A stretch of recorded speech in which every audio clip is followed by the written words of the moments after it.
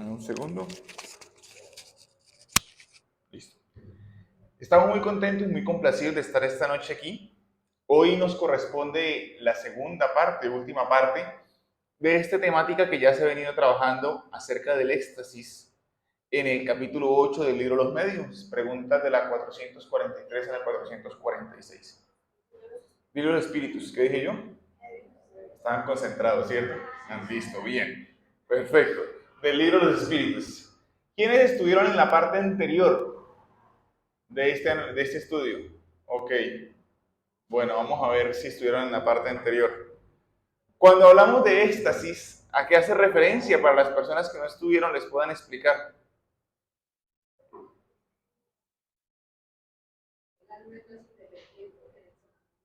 Que el alma es más independiente que en el sonambulismo. Ok, bien. Los lazos se debilitan, los lazos que unen el espíritu al cuerpo se debilitan bastante, casi que se quedan muy delgados. Ok, muy sutiles esos lazos.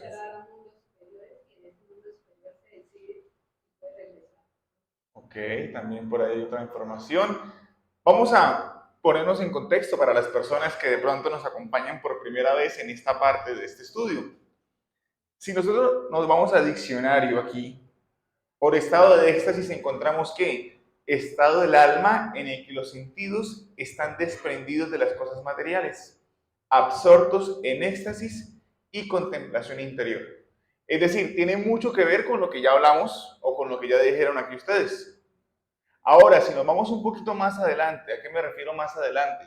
Al resumen que está posterior a este tema, en el cual encontramos este resumen teórico acerca del sonambulismo, éxtasis y la doble vista, en el mismo libro de los Espíritus, nos hará esta recomendación o este énfasis, que es un estado en que la independencia del alma en relación con el cuerpo se manifiesta de la manera más sensible y se resuelve en cierto modo, en cierto modo palpable.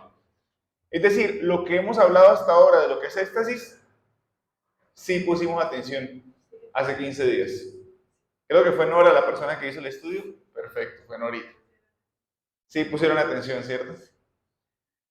Si nosotros tenemos en cuenta esto, podemos comenzar a abordar las preguntas. Es decir, ya sabemos que en el estado de éxtasis, como decía Kleider, los lazos del espíritu en relación a la materia se relajan más y se vuelven más sutiles. Decían aquí, Sandra, que uno puede penetrar en ese estado a mundos incluso superiores o más felices. E incluso hacía referencia a que se puede decidir si se queda ahí o regresa. Y eso lo explica el libro de los espíritus. Ya, pero si decide quedarse, tiene sus consecuencias. A eso iba. Allá atrás uno le decía a la otra. Tiene sus consecuencias. ¿Por qué tiene sus consecuencias? Sería un suicidio. Ay, Johnny, pero es que el mundo donde estoy es muy feliz en ese estado de éxtasis. Es mucho más agradable que acá, mucho más bonito. Igualmente se constituiría en un suicidio. ¿Por qué? No era su momento. Y a pesar de que ese mundo podría ser, o ese lugar, llamémoslo mejor, podría ser más feliz, más agradable que el actual, si estaba aquí en el actual era por algo. Y si se le permitió entrever lo que podría ser su futuro, no puede adelantarse y llegar a ese futuro inmediatamente. Porque lo alejaría. Y por eso el libro de los Espíritus dice, contemplaría algo que al momento de decidir quedarse ahí, se estaría alejando por completo de eso que desea.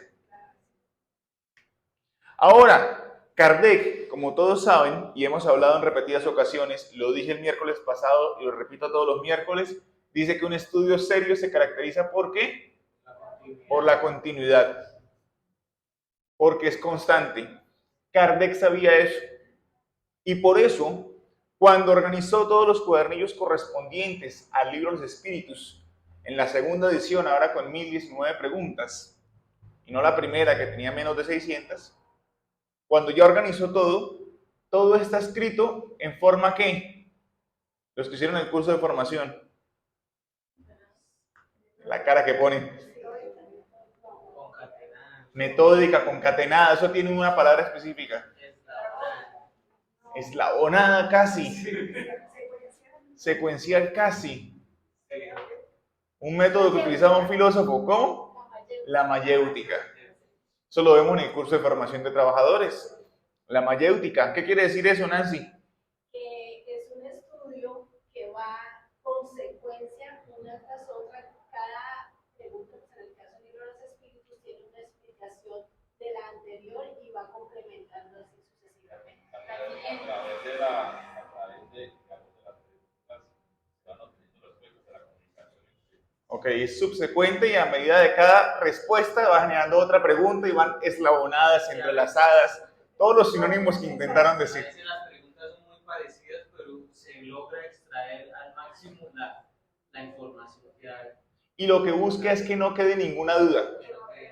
Hay preguntas cuya respuesta es, ya os lo hemos dicho. Pero, ¿qué pensó Kardec? No en que él entendiera, sino en que para todo el mundo fuera claro. Indistintamente de su nivel cultural, de su nivel de estudio, de su nivel de conocimiento, que para todo el mundo pudiera ser claro. Por eso, teníamos que hacer esta antesala para poder ir a la primera pregunta de la noche de hoy, que es la 443, que según lo que nos explicó Nancy, tiene relación anteriormente con la 442 y anteriores, y tendrá relación con las que veremos a continuación. Y Kardec pregunta a los guías de la humanidad en esto, hay cosas que el extático pretende ver y que evidentemente son el producto de una imaginación afectada por las creencias y prejuicios terrenales. Lo que ve, pues, no es real.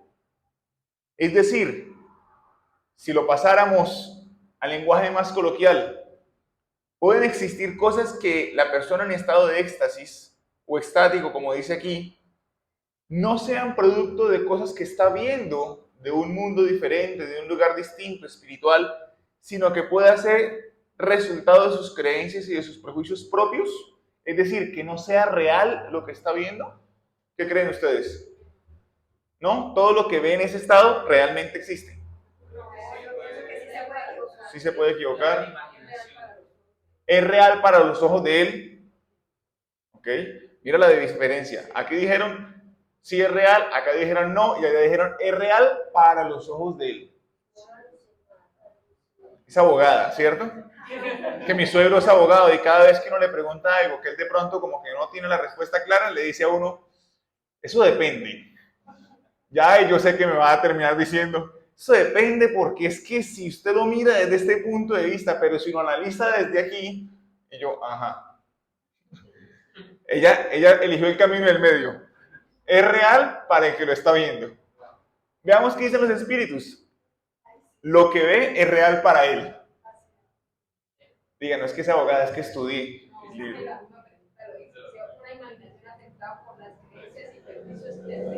Exactamente. ¿Puedes repetir, por favor? Porque la misma pregunta dice, una imaginación afectada por las creencias y prejuicios terrenales. Ojo, ¿a qué voy con esto? Que muchas veces no basta con leer la pregunta, sino con entender la pregunta. Analizar la pregunta antes de simplemente leerla y llenar la respuesta. Porque cuando uno lee 1019 preguntas, después de haber leído los prolegómenos y la introducción, realmente, ¿cuántas introducciones son? 17 dicen aquí. Realmente uno estaría ahí, siga, y siga, y siga, y está leyendo, pero no estudiando. Pero cuando uno para, analiza la pregunta, intenta entender la pregunta, qué quería decir Kardec con la pregunta, por qué preguntó eso, ya las respuestas van a ser más comprensibles. Lo que ve es real para él. No obstante, como su espíritu se halla siempre, ¿y qué dice ahí? Bajo la influencia de ideas terrenales. ¿Por qué? Porque estamos encarnados, aún en estado de éxtasis. Exactamente, encarnado, está inmerso dentro del cuerpo material. Se halla siempre bajo la influencia de las ideas terrenales, puede verlo a su manera, o mejor dicho, puede, y otra vez resaltamos ahí, expresarlo en un lenguaje adecuado a sus prejuicios y las ideas con que fue educado, o a las vuestras, a fin de darse a entender mejor. En ese sentido, sobre todo, puede cometer errores. Cuando nosotros miramos esto, vamos a analizar algunos casos, sin decir, ojo, sin decir es que eso fue un estado de éxtasis, pero para que hagamos un poquito de paralelo entre lo que es bajo la influencia de las ideas terrenales o el lenguaje en que lo expresó. Decíamos el sábado pasado en la conferencia, ¿quiénes estuvieron el sábado pasado en la conferencia? Veo varios que no levantaron la mano. Cuando hablábamos de los apóstoles, hablábamos del apóstol Juan y la isla de Patmos, en donde escribió ¿qué? El Apocalipsis. Y hablábamos de las interpretaciones que se dan negativamente. ¿Por qué? Porque sean interpretaciones literales. Y es que ahí dice que va a llover fuego y que va a haber esto y que va a haber esto. Y entonces yo estoy esperando el momento en que la tierra se abra y el fuego salga y vengan en una nube 4 jinetes. Por la interpretación literal. Es decir, en su momento el apóstol Juan se valió ¿de qué? De un lenguaje propio de su tiempo, con muchas figuras literarias, que no significan que exactamente así esté ocurriendo, pero que era el lenguaje que en su tiempo se utilizaba para darse a entender. Si en ese momento el apóstol Juan hubiese hablado, no, es que a través de la reencarnación y en unos años cuando se cree la bomba nuclear y en Hiroshima y Nagasaki, una explicación que se da ya más real de lo que fue el Apocalipsis, o parte de lo que se menciona en el Apocalipsis, por eso hacemos referencia a este hecho histórico, lo hubiesen matado antes, no hubiese muerto de vejez. ¿Por qué? Por el lenguaje que usaba. El mismo Jesús usó parábolas. Muchas veces, ¿qué ocurre aquí? Como dice al principio, es real para la persona que está en ese estado. ¿Por qué? Porque lo expresa con el lenguaje que tiene, con los prejuicios que tiene, positivos o negativos, con la información que tiene. ¿Es claro eso? Por eso tenemos que tener en cuenta que aun cuando veamos esos estados, poder entender y decir, ok, me están dando una información, pero basada en un lenguaje propio de la época o de la educación. Veamos un ejemplo muy sencillo.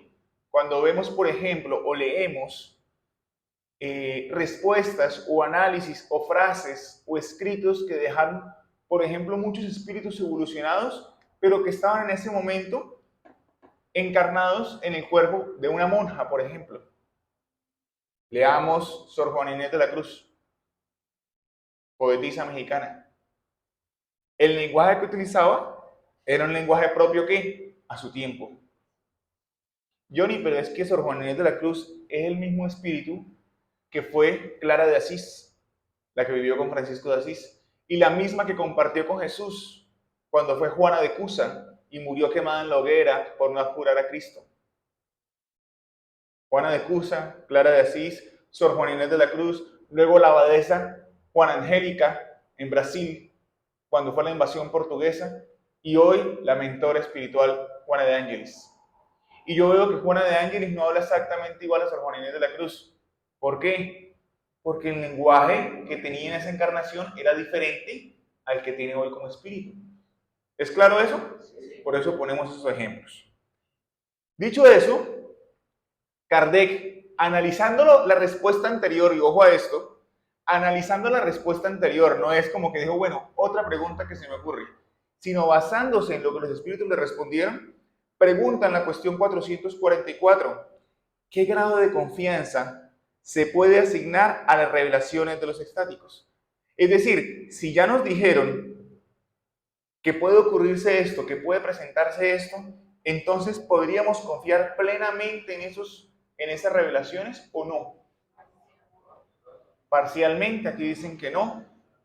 Lo que quiero que analicemos es que si nosotros estamos viniendo los miércoles con asiduidad, estamos siguiendo un estudio detallado de un espíritu crítico, como lo era Allan Kardec, analítico, metódico, que iba, analizaba, no tragaba entero, como decimos coloquialmente, porque el mismo espíritu de San Luis le dijo, cuestiona todo, interroga, revisa.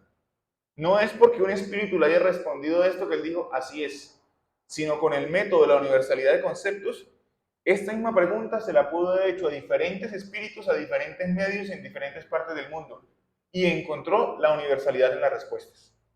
A eso quiero ser muy claro para que vayamos entendiendo por qué estamos todos los miércoles aquí, no analizando de 3 o de 5 o de 2 preguntas, sino haciendo un análisis de la vida inmortal, de nuestro relacionamiento con la vida inmortal, de un tratado filosófico como lo es el libro de los espíritus.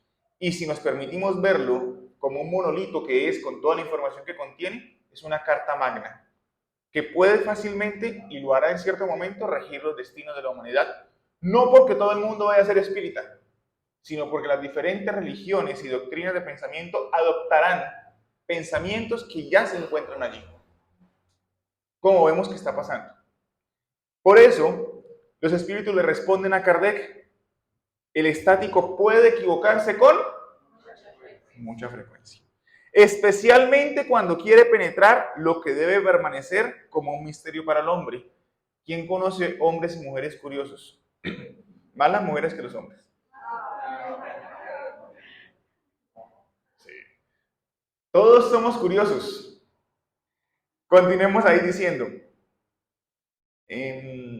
permanecer en un misterio para el hombre, pues en ese caso se abandona a sus propias ideas o bien se convierte en un juguete de los espíritus embusteros que aprovechan su entusiasmo para fascinarlo. Eso tiene muchos análisis que hacer esta respuesta. Detengámonos un momento. El estático puede equivocarse con mucha frecuencia. Ya sabemos que puede fallar. ¿Víctima de qué? De sus prejuicios, de sus creencias, de su lenguaje, de cómo él ve las cosas, de lo que para él es su realidad, de cómo percibe las cosas. Sobre todo cuando quiere penetrar en algo que todavía debe permanecer como misterio. Y eso podríamos decir que es una constante del ser humano a lo largo de la historia. Siempre queremos ir más allá. Todos tenemos que cuestionarlo. Y ojo, no estamos diciendo que no tengamos una fe razonada, porque por eso el frontispicio del Evangelio según el Espiritismo dice: fe inquebrantable es aquella que puede encarar a la razón, faz a faz o cara a cara, en todas las épocas de la humanidad. Es decir, no decimos que tengamos una fe que no sea razonada, una fe ciega, no. Pero una cosa es tener, como decíamos el sábado, una fe razonada, y otra cosa es querer ser como Tomás, que hasta no meter el dedo, no entender y no creer. Ahora, como nosotros queremos estar constantemente, no, pero esto está en los designios de Dios, ¿pero por qué? Pero yo quiero entender cómo Dios actúa. Por eso hay por ahí una oración muy conocida que dice que le dé a uno coraje para las cosas de la vida, pero paciencia para aquellas que todavía no puede entender. Y realmente son muchas, muchísimas, más de las que nosotros imaginamos. Pero nosotros siempre queremos estar penetrando por esa curiosidad. El ser humano por naturaleza es ¿qué? Curioso. Por eso es que cuando yo estaba muy joven, o sea, hace poquito, en el colegio, yo estaba en el colegio, y me acuerdo mucho cuando el profesor de religión, una persona que es sacerdote retirado, y estábamos analizando a Adán y Eva. Y me acuerdo que fue uno de los cuestionamientos que yo me hice mentalmente. Yo dije, Dios, en su infinita sabiduría, sea del barro, sea a su semejanza, o sea mediante el mecanismo de evolución que quiera, creó al hombre y a la mujer, le decía yo al profesor. Y Dios, me imagino yo, le decía al profesor, que Dios sabía que creó una persona o un ser curioso por naturaleza. Y sabiendo que creó un ser curioso, le dijo, tienes todo el paraíso, todo el Edén, pero existe este árbol, no te voy a decir por qué, pero no puedes comer de este árbol. Es de la sabiduría, no te puedo decir por qué, pero no puedes comer de este árbol. ¿Qué está incitando eso? La curiosidad, ¿cierto?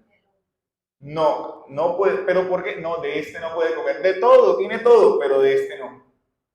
Y se lo dijo a la mujer más encima. ¿Sí? ¿Sí? Porque en esa historia los hombres éramos las víctimas. ¿Sí?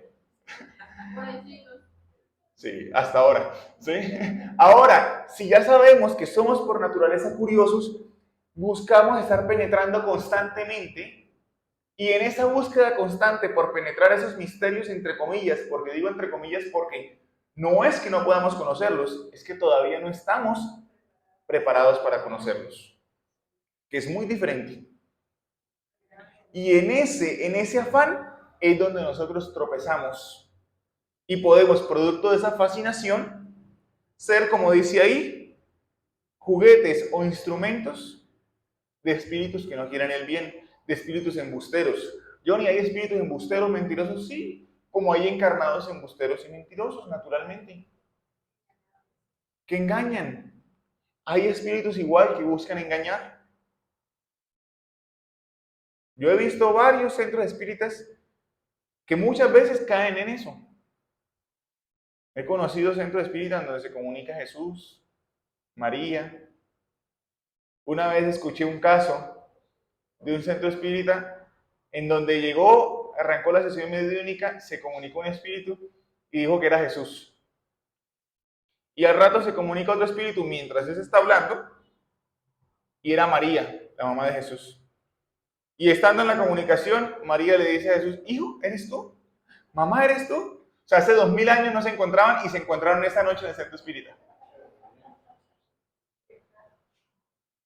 Eso es porque nosotros estamos buscando siempre, ay, es que fue en el centro espírita de nosotros, ¿qué pasó? Estamos buscando tratar de entender misterio, tratando de ir cada vez más allá, pero sin aplicar el raciocinio real, que deriva también de nuestra autoridad moral, de nuestra conducta, de nuestro estudio, sino simplemente conocer por conocer.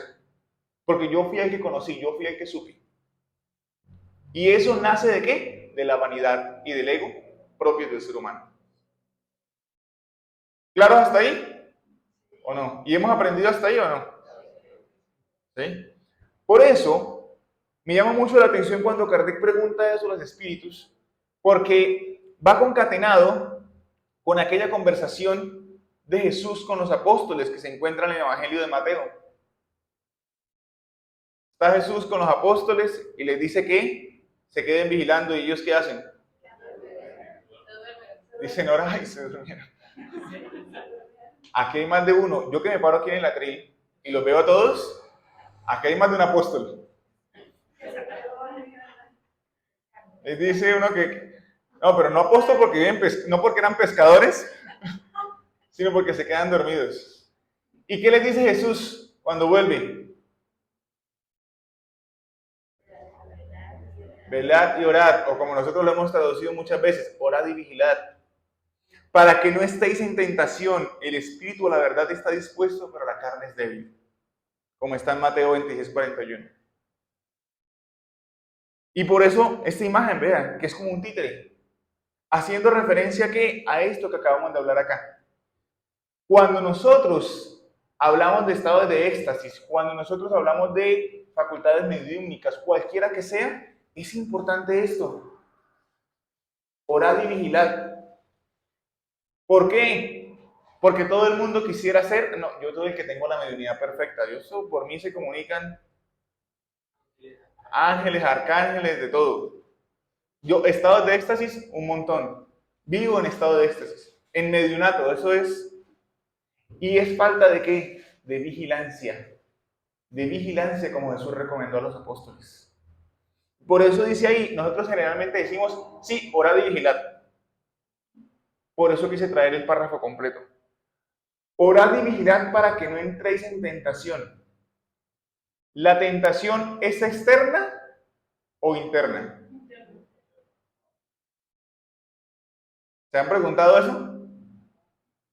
Uno creería que es externa. Uno creería que es externa, ¿cierto? Porque es más fácil juzgar el exterior que el interior. Pero a uno nada externo lo tienta que no resida en uno. Si a mí no me gusta la droga, nunca he probado la droga, no me interesa la droga, puedo estar frente a la droga y no es tentación. Pero si a mí yo tengo de pronto mi talón de Aquiles con el trago, ¿cómo? El dulce, dicen aquí con una cara de culpabilidad.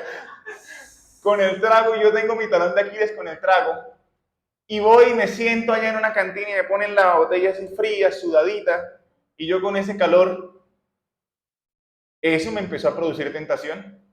Y al lado puede estar la droga puesta. ¿Y por qué la droga no me produce tentación y el trago sí? Si los dos están en el exterior. Porque la tentación reside en mí mismo, en mí misma, en los errores, en las tendencias que yo tengo. Por eso mire que Jesús, ahora entendiendo eso, miren lo que dice Jesús. Velad y orad. Ya le van a traer agüita. Aquí le van a traer agüita. Velad y orad para que no entréis en tentación. Es decir, en la tentación de nosotros mismos, de nuestras imperfecciones. Traducido a lo que estamos hablando mediúmnicamente, ¿qué es? Y a los estados de éxtasis. Velad y orad para que no tengáis la tentación de decir, ay no, es que a través mío pasa esto y esto y esto. Esa es la tentación ¿de qué? Del orgullo, de la vanidad, del deseo de figurar, de reconocimiento. Esa es la tentación en la que hace referencia en el contexto en el que estamos hablando. El espíritu a la verdad está dispuesto, pero la carne es débil. Ojo, Jesús no se refería nuevamente a la carne. Acuérdense que estábamos hablando del lenguaje figurado hace un momento. Sino a qué? A nosotros mismos como espíritus. También somos débiles producto de qué? De nuestros desaciertos, de nuestros vicios que nos permitimos mantener. Y yo ni como que somos débiles, pero a la vez estamos dispuestos para la verdad. Sí, porque todos somos perfectibles, pero nuestro porvenir, nuestra fatalidad, si lo quiere ver así, es una sola, y es la evolución y el amor de Dios. ¿En cuántas reencarnaciones? ¿En cuántos tropiezos? Depende del esfuerzo de cada uno. Pero le aseguro hoy que así usted crea o no crea, así usted guste o no guste del espiritismo, de la doctrina, de lo que yo le estoy diciendo, del libro de los espíritus, de lo que sea, todos tenemos la misma fatalidad, el amor de Dios. Porque Jesús dijo que ninguna oveja se perdería de su rebaño. Otra cosa es que algunos, como yo por ejemplo, nos tome más tiempo porque nos tropezamos y nos tropezamos y nos tropezamos. Eso es otra cosa. Y hay otros que van más rápido, ¿sí? Pero sí, todos podemos llegar hasta allá, ¿vale? Al final dejamos las preguntas, por favor. Ahora, ¿qué nos va a marcar eso? Nuestra autoridad moral. Nuestra autoridad moral es la que va a permitir que nosotros digamos, sí, venga, es que en el caso del éxtasis, tuve un estado de éxtasis, o presencié esto, o realmente sí estoy viendo esto. ¿Por qué? Porque yo busco mantener una moral recta, una conducta recta. Y eso que estamos hablando viene concatenado ¿con qué? Con la siguiente pregunta. ¿Qué consecuencias pueden extraerse de los fenómenos entonces de sonambulismo y éxtasis? ¿No serían una especie de iniciación a una vida futura? Es decir, ya establecimos que son reales los fenómenos de éxtasis, pero también establecimos que producto de diferentes factores que ya analizamos, puede uno equivocarse, se puede deslizar. Y eso no quiere decir, ojo, que se esté mal necesariamente. Yo voy a poner un ejemplo de un libro que a mí me encanta ese libro, me fascina y lo recomiendo muchísimo. Pero al leer el libro, sé que ese libro tiene una fallita ahí. Y tuve la oportunidad de preguntar a diferentes personas, medios reconocidos, conferencistas y demás, y dijeron, sí, efectivamente, el libro está bien, muy bueno, pero hay un desliz producto de ¿qué? De esa misma emoción del medium. Y con esto estoy poniendo por sentado que todos podemos fallar sin el hecho de decir que seamos malos.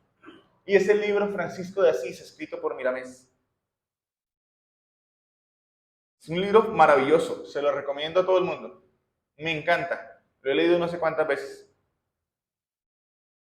Creo que hace rato un libro no me hacía madrugar de esa manera en que madrugaba para leerlo. Pero cuando uno analiza, el libro habla de la vida de Francisco de Asís desde cuando él era Juan, el apóstol. Desde ahí arranca el libro. Toda la vida de Francisco desde cuando él era Juan. Y analiza un momento en cuando él está en la isla de Patmos, exiliado, y por orden del emperador, los guardias romanos tienen que preparar un caldero lleno de aceite hirviendo y sumergirlo a él vivo en ese caldero para matarlo. ¿Sí? ¿Qué pasa? No estoy diciendo que no haya ocurrido, pero ¿en dónde hay ahí la situación?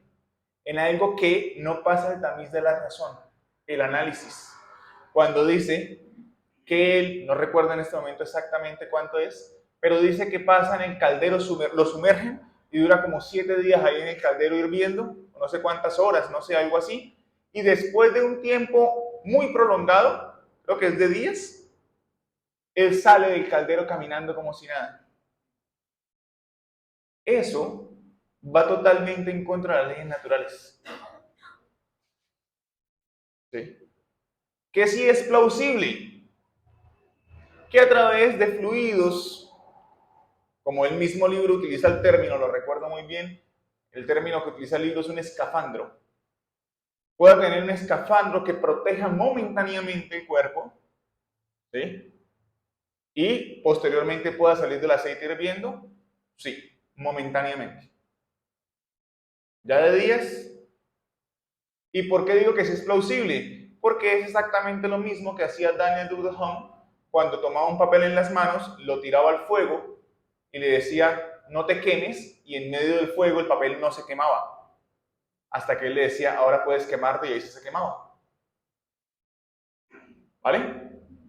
Pero lo que quiero decir con esto, y me desvío un momentico ahí, es para sentar, para dejar las bases, que podemos sucumbir a veces frente a qué, frente a esa fascinación, frente a esas cosas.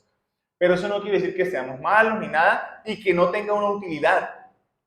Esto tiene una utilidad, si no, no existiría. Todo tiene una utilidad en el reino de Dios. ¿Sí? Ahora, respondiendo a la pregunta de Kardec, los espíritus dicen, es mejor dicho la vida pasada y la vida futura lo que el hombre entrevé en esos momentos de éxtasis. Que estudie esos fenómenos y encontrará en ellos la solución de más de un misterio que su razón trata en vano de develar. ¿Quién aquí no ha conocido a alguien o uno mismo no dice, ay, yo quisiera saber qué fui en la vida pasada? Todos, ¿cierto? Todos, sí, yo quisiera saber. Basta con que nos miremos hoy y vamos a tener un indicio de lo que fuimos en la vida anterior.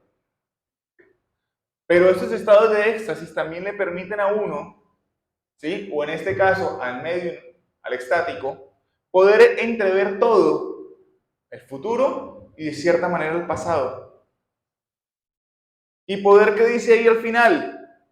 Encontrar en ellos la solución a más de un misterio que la razón trata en vano de develar.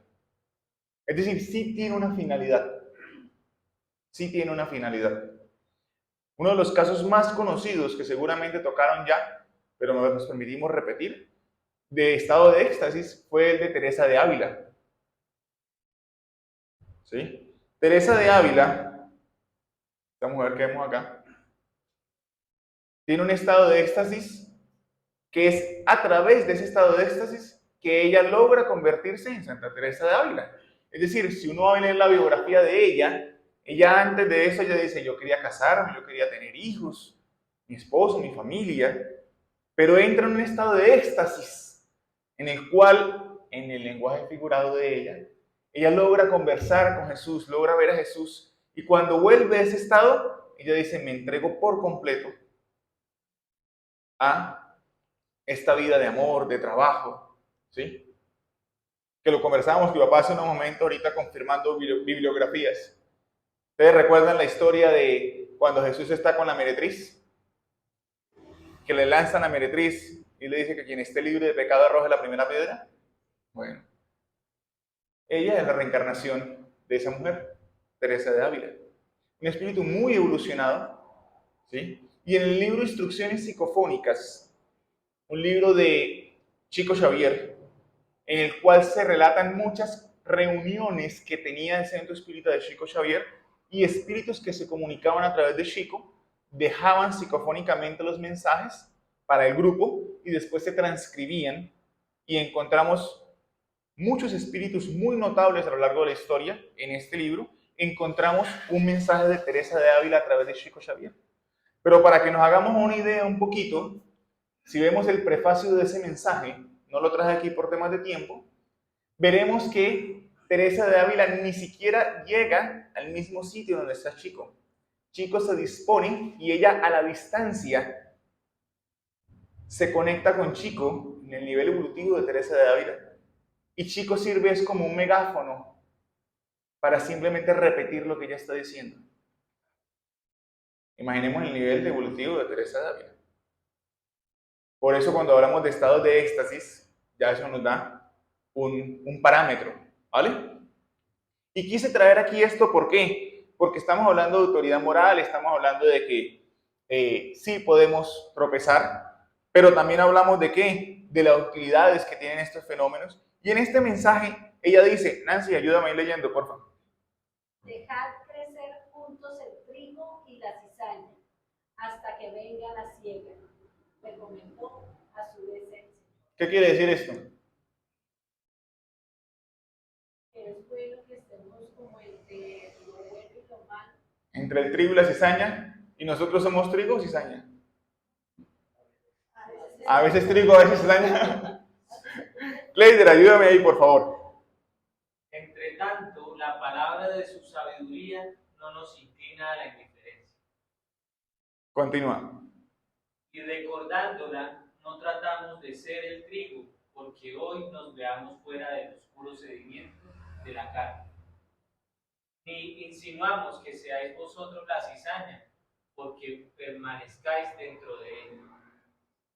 ¿Se ven? No está diciendo que ella sea trigo, ni que nosotros seamos cizaña.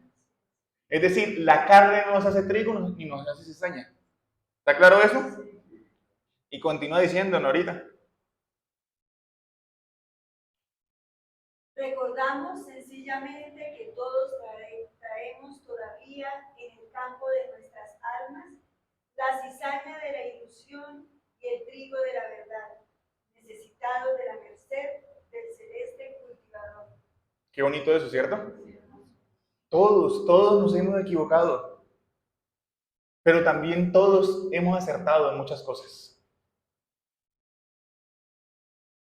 Eso lo estoy colocando para validar lo que hemos hablado, de que si bien un extático puede tropezar, no quiere decir que entonces todo sea mentira, ni que tampoco no lo analicemos porque todo de entrada sea verdad. Todos tenemos parte de cizaña y parte de trigo. ¿Cuál es la labor que tenemos? ¿Convertirnos más en qué? En trigo. Y por eso culmina diciendo, hermanos, no es solo por regalarse el Espíritu en la confianza en que se abrirán las puertas de la vida glorificada, sino porque se le encenderá el conocimiento y la virtud a través del trabajo bien sufrido y de la caridad bien ejercitada. ¿A través de qué? Trabajo bien sufrido. Y la caridad ejercitada. Es decir, ¿recuerdan cuando colocamos anteriormente autoridad moral? Autoridad moral. Autoridad moral. Como hemos dicho en otras ocasiones, todo santo tiene su pasado y todo pecador tiene su futuro. ¿Cierto? Es decir, todos tenemos cizaña de trigo, pero estamos llamados a desarrollar mayor autoridad. ¿Para qué? Para hacer más trigo. ¿Que en algún momento todas tendremos cizaña? Sí. Que a veces es más cizaña que trigo y pareciera que no hay trigo por ningún lado. Pero ahí está. Ahí está. Tenemos que hacer es que crezca, que florezca. Y eso nos va a ayudar a pensar en términos de vida eterna. Por eso anteriormente, cuando la pregunta 445 decía que ve en un todo el pasado, el presente y el futuro, ¿es por qué? Porque todo está en términos de vida eterna. Nosotros todavía, inmersos en el cuerpo denso de la materia, pensamos es en términos de tiempo y no de las múltiples experiencias que hemos tenido a lo largo de la inmortalidad. Todavía estamos tan supeditados a que, es que una semana, un día, un año, 50 años, a un 80, 90 años, 100 años, que es una vida longeva aquí en la tierra, son un punto en la inmortalidad. Ahora, si 100 años son un punto en la inmortalidad, imagínense el problema que nos aflige hoy. Pero ¿qué pasa? Como somos tan inmediatistas, como Judas, que lo decíamos el sábado, el inmediatismo, por eso no pensamos en términos de vida eterna. A medida que pensemos en términos de vida eterna, trabajaremos más por nuestra autoridad moral, es decir, por espiritualizarnos más, sabiendo que somos seres inmortales inmersos en la materia. Y sabiéndonos que somos seres inmortales temporalmente inmersos en la materia, pues entonces más fácilmente comprenderemos los fenómenos estáticos. Por eso la última pregunta que analizamos hoy, que ya la respuesta saldrá por deducción, es cuando Kardec finaliza esta parte preguntando a los espíritus, ¿los fenómenos del sonambulismo y del éxtasis podrían conciliarse con el materialismo? Es decir, una persona totalmente materialista, cero espiritualista, ¿podría entender, comprender y creer en los fenómenos extáticos? No. Por eso los espíritus responden, el que los estudie de buena fe y sin prevención no puede ser ni materialista ni ateo. Y me llama mucho la atención cuando dice de buena fe. Porque ¿cuántos hay que estudian en buscándole la caída? Lo que sí he podido constatar a través del tiempo es que aquellos que estudian los fenómenos espíritas, la doctrina espírita, buscándole la caída, les pasan dos cosas. Si no los estudian seriamente, y seriamente quiere decir prolongadamente, terminan diciendo no, son falsos, y la respuesta a la que llegaron fue después de un mes de estudio. Y ese estudio fue que ojearon, ni siquiera leyeron, ojearon alguna literatura y dijeron no, eso es falso. Porque uno habla con ellos y dice, bueno, ¿y el libro de espíritus? No, ese no lo leí, me pareció muy complicado.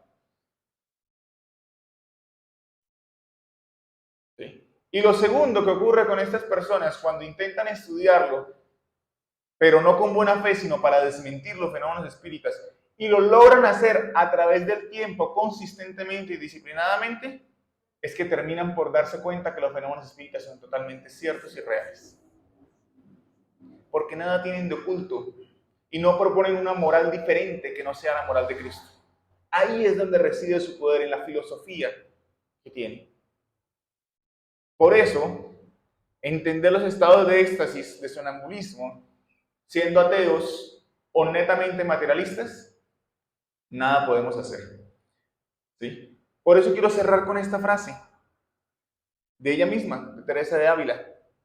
Porque decíamos que la finalidad que todos tenemos, ¿cuál es? El amor de Dios. Y por eso Teresa de Ávila decía, el amor perfecto tiene esta fuerza, que olvidamos nuestro contento para contentar a quienes amamos. Ese es el amor que el sábado hablábamos, que es el amor ágape.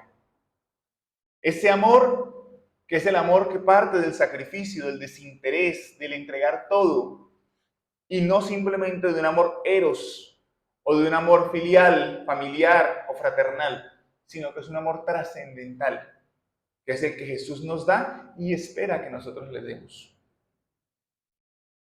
Y esa es precisamente parte de la finalidad de los estados de éxtasis, que nosotros podamos aprender a amarnos los unos a los otros, que nosotros podamos aprender a consolar y a esclarecer como base de la doctrina espírita. Por eso cierro con esta anécdota muy sencilla, y es de aquel día que un materialista acérrimo interrogó a Becerra de Meneses, a un encarnado, Becerra de Meneses Cavalcanti, el médico de los pobres, un espíritu muy, muy evolucionado, por el cual sentimos una estima muy grande. Y en pleno debate público lo interrogó, siendo materialista, y le dijo, tengo un grupo, un listado completo de científicos, de pensadores, incluso de algunos que eran antes espíritas y ya no lo son, que dicen que todos estos fenómenos espíritas son mentiras, que decretan que el materialismo es lo real, que no existe vida después de la muerte, que todo lo que usted dice es mentira, y lo reto públicamente a un debate en donde yo vendré con todos estos científicos estudiosos para debatir con usted públicamente acerca de si el espiritismo es cierto o no. Y mientras que muchos pensaríamos, no, pero científicamente, mire que William Kluske, Aksakov, Lombroso y tantos otros precursores del espiritismo o los fenómenos espíritas, dijeron que Becerra de Meneses, muy sereno, miró a este hombre y le dijo, perfecto, acepto tu debate. Pero por favor, cuando vengas al debate, trae contigo a todas las almas, a todas las personas que se querían suicidar y el materialismo las pudo consolar. A aquellas mujeres hambrientas que vivían con sus niños en las calles y el materialismo les ofreció un pan y un consejo para que entendieran la circunstancia que vivían y tuvieran fe en el porvenir. Acepto el debate, pero cuando traigas contigo a aquellas personas que con lágrimas buscaron los materialistas por las pruebas de la vida, sufriendo, y un materialista pudo hablarle de que el sufrimiento era temporal, que podía ser feliz y pudo confortarlo y esclarecerlo. Cuando traigas a todos ellos contigo, podremos debatir. El materialista quedó totalmente callado al darse cuenta que el materialismo no podía consolar ni esclarecer de una manera real y trascendental a nadie. Se sentó y guardó silencio y no interrogó más a Becerra. Es esa la labor que nosotros tenemos en el papel de trabajadores, de medios, de simpatizantes, de cualquier tarea que hagamos en la vida diaria. Johnny, pero yo no soy nada del centro espírita, yo apenas vengo. Sí, pero te encuentras con alguien en la calle, un pasajero, un compañero, una compañera, alguien, y te ofrece la oportunidad, consuélalo. Pero yo no tengo el conocimiento, pero tienes el amor. Y el amor consuela. Y tráelo donde puedan esclarecerlo entonces. Queremos finalizar el Evangelio de hoy, o mejor el estudio de hoy, con esta parte moral que se extrae ¿de qué? De los análisis que hacemos de las preguntas del compendio filosófico que es el libro de los Espíritus. Ahora dispongámonos, por favor, en ese ambiente tranquilo para la terapia de paces,